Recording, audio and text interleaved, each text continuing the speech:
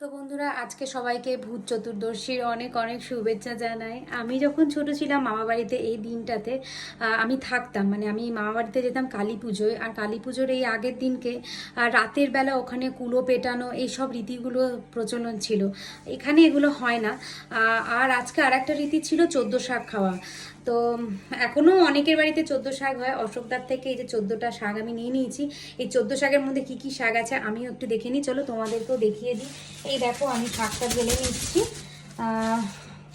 14 শাকের মধ্যে এটা হচ্ছে কুমড়ো পাতা, এটা হচ্ছে কচু পাতা, এটা হচ্ছে লাউ পাতা, এটা হচ্ছে লাল শাক, তোমরা দেখতে পাচ্ছ আশা করি। এটা হচ্ছে কুলেখাড়া শাক, এটা হচ্ছে সজনে পাতা, এটা হচ্ছে মূলো পাতা, এটা হচ্ছে শুশনি শাক, আশা করি এটা আমি ঠিকই বলছি।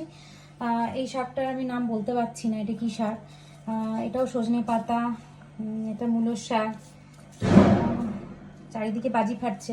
এটা লাউ শাক, এটা একটা শাক, এটাও কি শাক আমি বলতে পারছি না, কিন্তু শাকগুলো খাই। এটা পাট শাক,